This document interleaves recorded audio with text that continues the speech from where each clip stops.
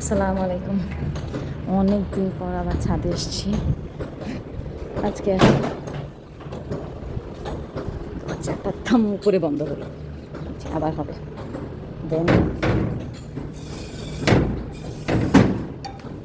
কিছুই করার নেই, ছাদে এসেছি। মরিচের অবস্থা তো ভালো না, জানি এই হবে, বাট আমি এই গাছটাকে একটু দেখতে এসেছি। এইটার চারা, এই যে এগুলোই ফুল, কিন্তু এগুলোই কি চারা আমি জানি না। আসলে কেউ আমাকে একটু জানাবেন যে আমি এগুলো কি, এই যে এখান থেকে আবার ফুল বের হচ্ছে, এগুলো আমি উঠিয়ে অন্য কোথাও লাগালে কি হয়ে যায়, কি হয়, কখন লাগাতে হয়? ওয়াও, মাশাল্লাহ, বেলি ফুল আসছে। মরিচ গাছে একটু একটু মরিচ দেখা যাচ্ছে।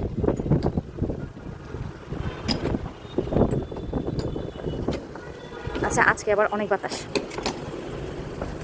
উড়ায় নিয়ে যাওয়ার মতো বাতাস। আমার টক শাক গাছটা অনেক বড় হয়েছে, এটার আসলে নিয়ে যাওয়ার টাইম হয়ে গেছে। মানে কিছু শাক নিয়ে গিয়ে একটু ভাজি করে ফেললে ভালো। তবে কচু গাছটা দেখে আমার ভালো লাগতেছে, খুবই ভালো লাগতেছে। এই পাশের বেলি ফুল গাছেও ফুল এসছে।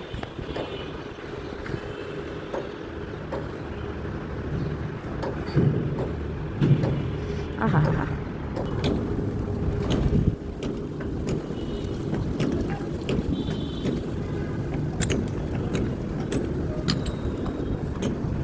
আজকে আর টক শাক নিব না, আজকে কিছু মরিচ নিয়ে যাই। দেখেন এখানেও কিছু মরিচ।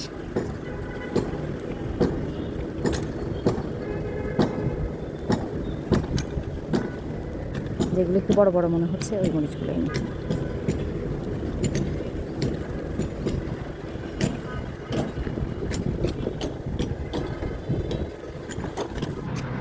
এই যে আজকে এই মরিচ পেয়েছি।